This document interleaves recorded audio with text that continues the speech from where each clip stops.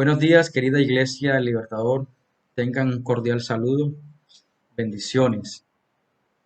En estas semanas hemos estado hablando sobre el perdón, un tema muy hermoso. Y hoy nos compete este tema que está plasmado en sus cartillas. Perdonar es revelar el carácter perdonador de Dios, basado en Mateo capítulo 18, versículos 21 a 35. Dice de la siguiente manera: Entonces Pedro se le acercó y le dijo: Señor, ¿cuántas veces perdonaré a mi hermano que peque contra mí? ¿Hasta 7? Jesús le dijo: No te digo hasta 7, sino aún hasta 70 veces 7. Por lo cual, el reino de los cielos es semejante a un rey que quiso hacer cuenta con sus siervos. Y comenzando a hacer cuentas, le fue presentado uno que le debía 10.000 talentos. A este, como no pudo pagar, ordenó su señor venderle, y a su mujer e hijos, y todo lo que tenía, para que se le pagase la deuda. Entonces aquel siervo, postrado, le suplicaba diciendo: Señor, ten paciencia conmigo, y yo te lo pagaré todo. El señor de aquel siervo, movido a misericordia, le soltó y le perdonó la deuda. Pero saliendo aquel siervo halló a uno de sus consiervos que le debía 100 denarios, y haciendo de él, le ahogaba, diciendo: Págame lo que me debes. Entonces su consiervo, postrándose a sus pies, le rogaba diciendo: Ten paciencia conmigo y yo te lo pagaré todo. Mas él no quiso, sino que fue y le echó en la cárcel hasta que pagase la deuda. Viendo sus consiervos lo que pasaba, se entristecieron mucho y fueron y refiriendo a su señor todo lo que había pasado. Entonces, llamándole su señor, le dijo: Siervo malvado, toda aquella deuda te perdoné porque me rogaste. ¿No debías tú también tener misericordia de tu consiervo como yo tuve misericordia de ti? Entonces su señor, enojado, le entregó a los verdugos hasta que pagase todo lo que debía. Así también mi Padre celestial hará con vosotros si no perdonáis de todo corazón cada uno a su hermano sus ofensas. El propósito de esta enseñanza es comprender que cuando el creyente en su vida diaria practica el perdón, está reflejando el carácter perdonador de Dios. El Evangelio de Mateo se distingue en 5 discursos de Jesús: el Sermón del Monte, Mateo 5, capítulo 5 hasta el capítulo 7, el discurso misional, el capítulo 10, el discurso parabólico en Mateo capítulo 13, el discurso en términos de discipulado, Mateo 18, y el discurso del olivar, Mateo 24 y capítulo 25. El capítulo 18, nuestro cuarto discurso, es básicamente un discurso que tiene que ver con el carácter de los discípulos. Es decir, es un discurso dirigido a los discípulos para afirmar su carácter en la cotidianidad. Este capítulo 18 está lleno de una serie de enseñanzas progresivas para instruir a los discípulos en su peregrinar de fe. Este capítulo se encuentra estructurado de la siguiente manera. Uno, la humildad. Capítulo 18, del 1 al 20. Y contiene básicamente la lesión de un niño. Capítulo 18, del 1 al 6. El testimonio y el propósito de la salvación. Capítulo 18, versículos 7 al 11. La oveja descarriada. Capítulo 18, versos 12 al 14. Y la disciplina. Capítulo 18, versículo 15 al 20. 2. La enseñanza sobre el perdón que está en el capítulo 18, versículo 21 y 35 hasta el 35, contiene la pregunta de Pedro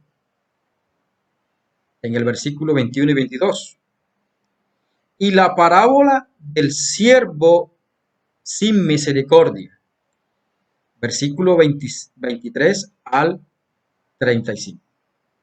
El texto que precede a nuestro texto de estudio, es Mateo 18, versículo 15 al versículo 20. Y tiene que ver con la disciplina del hermano que ofende a otro. Siguiendo a este texto, nuestro texto objeto de estudio se ubica literariamente para seguir la idea de perdonar la ofensa en la comunidad de fe. Ello se ratifica con la palabra con que comienza el texto. Entonces, la cual indica que sigue la misma idea de lo que se viene hablando. En primer lugar, en sus cartillas aparece el perdón desde la perspectiva de Pedro y de Jesús, versículos 21 y 22. Y en primer lugar encontramos la perspectiva de perdón de Pedro. Pedro había escuchado de Jesús que la disciplina en la comunidad de fe tenía un propósito restaurativo. Pero Pedro ahora se acerca a Jesús con una pregunta y tal vez una respuesta a esa pregunta que el mismo Pedro hace. Y la pregunta básicamente es, ¿cuántas veces tengo que perdonar a mi hermano? Y ahí mismo está la respuesta. ¿Hasta 7? Quizás Pedro compagina con el pensamiento de su contexto.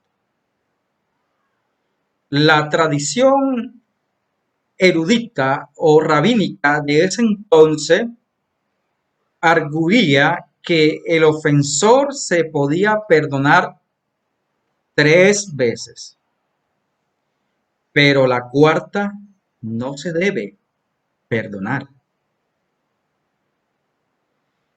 La propuesta de Pedro, en su punto de vista, parecía bastante generosa y amplia.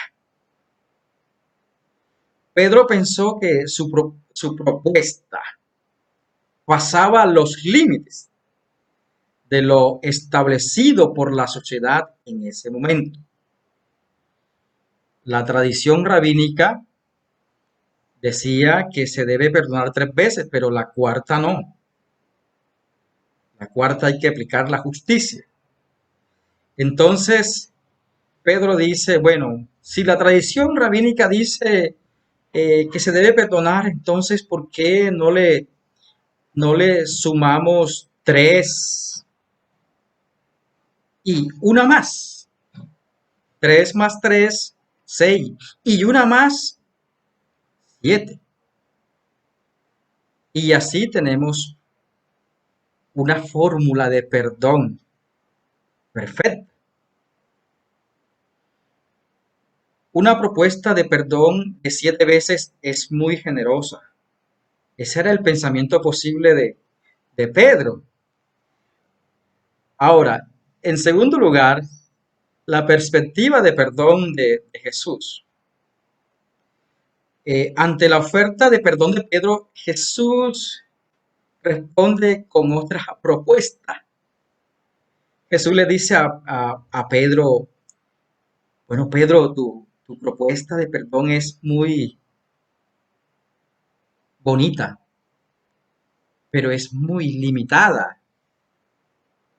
La oferta de perdón de Jesús entonces es 70 veces 7, la cual deja ver que el perdón en la comunidad de fe debe ser siempre.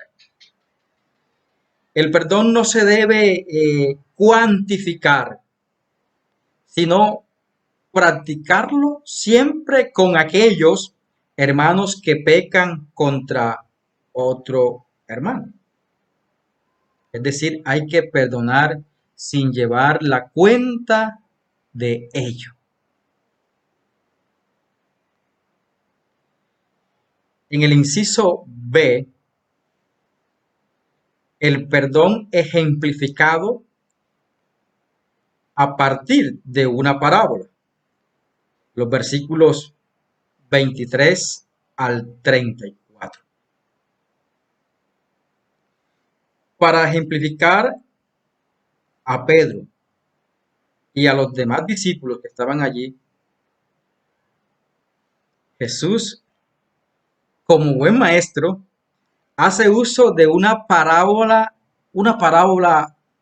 muy hermosa para explicar con más profundidad, con más claridad, este asunto sobre el perdón en la comunidad de fe.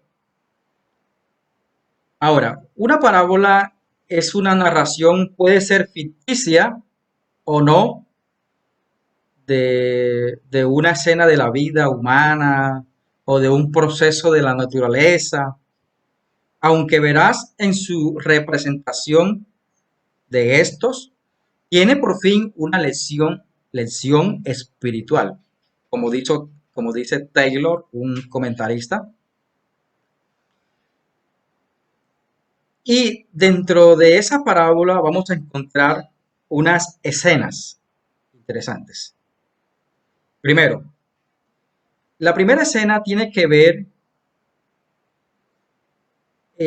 la primera escena se da entre el rey versus el siervo, es decir, el rey versus el rey y su siervo, como lo dicen los versículos 23 al 27. Dice de la siguiente manera: por lo cual el reino de los cielos es semejante a un rey que quiso hacer cuentas con su siervo. Y comenzando a hacer cuenta, le fue presentado uno que le debía 10,000 talentos. A este, como no pudo pagar, ordenó su señor venderle y a su mujer e hijo y todo lo que tenía para que se pagase la deuda. Entonces aquel siervo postrado le suplicaba, diciendo: Señor, ten paciencia conmigo y yo te lo pagaré todo. El señor de aquel siervo, movido a misericordia, le soltó y le perdonó la deuda. Entonces, la primera escena se da en el marco del rey con un siervo. El rey quiso ajustar, dice el texto bíblico, ajustar cuentas. Miró el libro y hizo un chequeo del libro y se dio cuenta de que había una persona que le debía un monto bastante grande, muy grueso, 10.000 talentos, como lo dice el versículo 24. Ahora, 10.000 talentos, eh, un trabajador para ganarse un talento tenía que trabajar 16 años. Para ganarse un talento tenía que trabajar arduamente 16 años. Ahora, pagar los 10.000 talentos, el trabajador tenía que hacerlo más o menos, posiblemente unos cálculos así matemáticos atrevidos, unos 160 años. Y aquí hay un lenguaje, hay un recurso estilístico, que es la exageración o la hipérbole. Es un lenguaje que se usa para exagerar. Entonces, había una deuda impagable,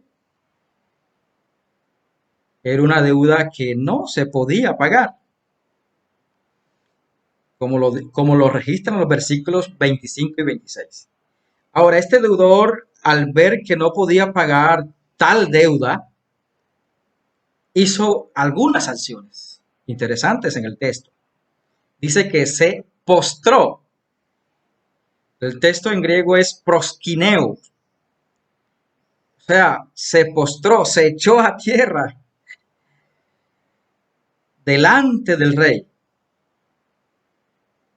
Se echó a los pies a rogar. Y además decía, ten paciencia conmigo y todo te lo pagaré. Y eso produjo entonces que el rey fue movido a misericordia, como lo expresa el versículo 27.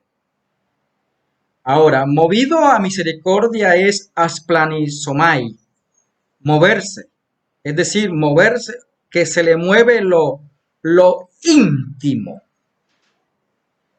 se mueve lo íntimo, o sea, se le movió las entrañas, pasó algo allí, y este rey le condonó la deuda y lo dejó libre. Dios es el rey y ha demostrado perdón con aquellos que le han ofendido.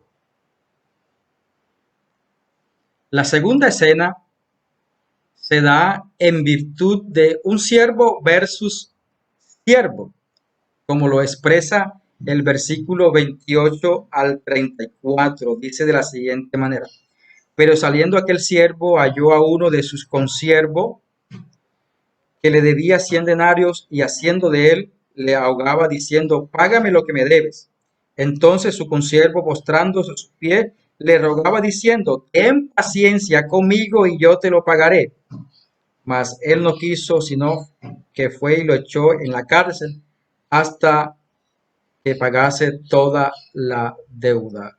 Viendo sus consiervos lo que pasaba, se entristecieron mucho y fueron y lo refirieron a su señor todo aquello que había pasado. Entonces, llamándolo a su señor, le dijo, siervo malvado, toda aquella deuda te perdoné porque tú me rogaste.